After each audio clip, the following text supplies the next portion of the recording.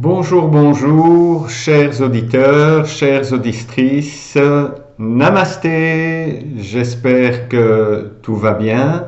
Voilà, on se retrouve aujourd'hui pour une nouvelle vidéo sur le Sutra 1.38, donc chapitre 1, Sutra 38.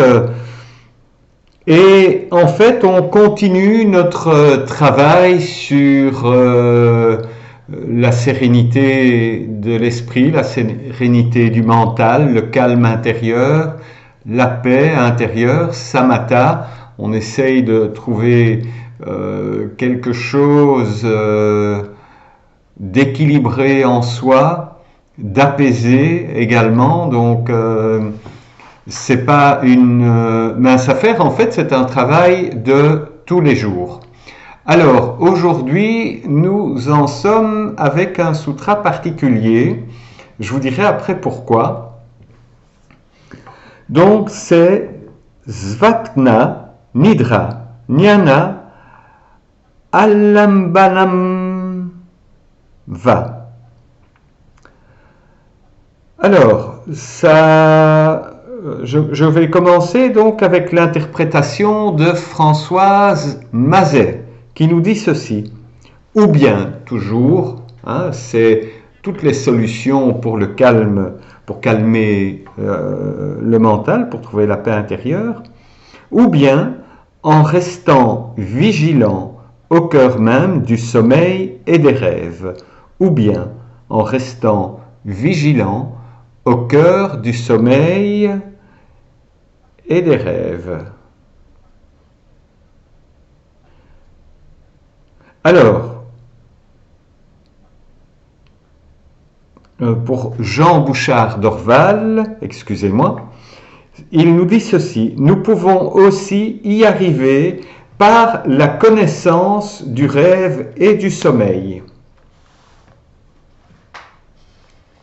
Là, on parle de connaissance. Françoise Mazet nous dit qu'il faut rester vigilant. Alors, j'ai l'interprétation de Yoga Studies qui dit ceci, ou en soutenant la connaissance des rêves et du sommeil profond, ou en soutenant la connaissance des rêves et du sommeil profond. Donc, on est avec soutenant, donc en restant vigilant, on peut y arriver par la connaissance, en soutenant. Et alors, Paul Harvey nous dit ceci, ou en se reposant sur la connaissance des rêves et du sommeil profond. Alors, pour moi, il y a peut-être quelque chose qui m'échappe dans ce sutra, tout simplement parce que le sommeil est le sommeil est une part de nous où la conscience lors de l'éveil n'est pas là, puisqu'on est en sommeil. Donc on est dans un autre état, et donc j'ai un petit frein, donc je vais lancer et continuer sur les notes que j'ai prises.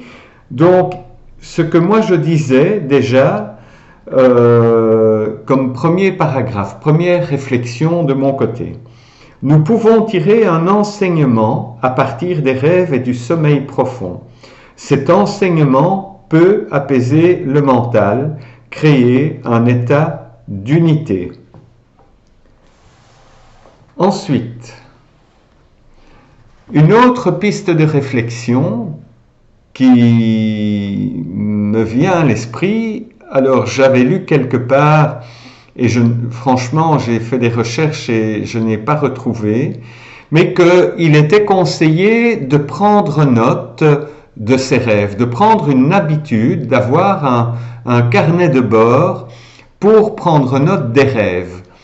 Donc, et en fait, cette habitude de prendre note des rêves, donc de se dire, ok, je me réveille le matin, je me souviens en tout ou en partie de mes rêves et je prends note. Et en fait, cette discipline, c'est un peu comme la pratique du yoga, en affinant cette discipline, on peut tirer un enseignement de cet ensemble de notes au sujet des rêves que nous effectuons, mais c'est aussi un affinage qui s'effectue par rapport à la mémoire pour pouvoir retranscrire ces rêves. Est-ce que c'est de cela qu'on parle ou pas? Point d'interrogation, mais je trouve que c'est intéressant. Alors, j'ai une petite note ici également, une petite réflexion sur quelque chose que j'ai vu dans les notes de Thierry Van Brabant, que je partage avec vous, et d'ailleurs je lui dis bonjour Thierry, je t'envoie d'ailleurs la vidéo. Voilà, Thierry nous invite à prendre conscience que l'impression que nous avons de la réalité dans cet état éveillé n'est pas la réalité. Le monde n'est pas comme je le pense, nous dit-il. Ensuite, il poursuit, il dit « Quand je rêve, j'ai l'impression intime de la réalité, de ce que je vois, de ce que je ressens émotionnellement. Or, le monde n'est pas comme je le rêve. » Vous voyez, donc, on est parti sur un sutra qui, pour ma part, est interprété de différentes manières. Moi, j'ai un ressenti ou une intuition par rapport à ce sutra. Et donc, c'est vraiment intéressant de pouvoir partir en quête, de pouvoir partir en recherche sur base d'une seule phrase de 4 mots.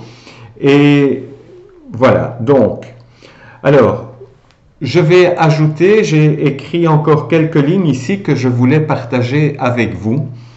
Donc, je pense, Alain Huet, je pense, sans rien affirmer, que les rêves peuvent nous apprendre beaucoup de choses sur qui nous sommes.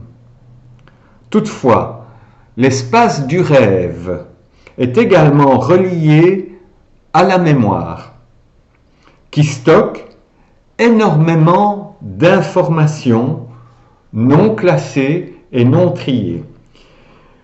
Les rêves peuvent s'autocréer à partir de cette mémoire. Alors, qu'est-ce que je veux dire par là? Je donne un exemple. Je me souviens j'étais occupé à suivre une petite série bien sympathique.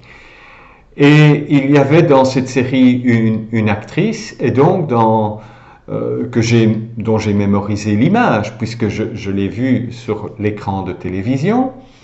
Et dans un de mes rêves, il y a quelques jours, j'ai rêvé d'elle. J'ai rêvé d'elle. Je l'ai vue passer, je dirais, dans mon rêve. Donc, j'ai enregistré une image qui a été stockée dans ma mémoire. Lors de mon rêve, il y a eu un mécanisme d'aller chercher cette image dans la mémoire et qu'il l'a mis en vie dans un rêve. Voilà. Donc, je trouvais ça quand même intéressant. Mais donc, on peut aller rêver de choses agréables et de choses désagréables. Est-ce qu'on peut tirer un enseignement de cela sur qui nous sommes, sur nos modes de fonctionnement? Voilà. Donc, la question est posée et elle mérite d'y réfléchir. En tout cas, pour moi, à partir du moment où le rêve entraîne une agitation mentale, je pense qu'il est important de pouvoir mettre une action en place, ne pas laisser les réactions se faire, mais mettre une action simplement en place pour purifier cet espace de la mémoire et avoir en tout cas lors de nos rêves le meilleur. D'ailleurs, qu'est-ce qu'on souhaite à un enfant quand il va dormir? On lui dit « fais de beaux rêves ». Je ne l'ai pas inventé et je pense que chacun d'entre nous a vécu cela avec les parents. Alors, Ma petite conclusion, c'est que si nous arrivons à purifier la connaissance issue du rêve, elle peut apporter la paix du mental. Voilà, petite vidéo toute simple avec beaucoup de questionnements de ma part. N'hésite pas si de ton côté tu as des éléments à partager ou des infos. Je suis ouvert à l'échange pour continuer à travailler sur ce Sutra 1.38 qui reste quand même, pour ma part, super intéressant. Voilà, namasté, passe une belle journée et puis on se retrouve prochainement pour un autre Sutra. Bisous!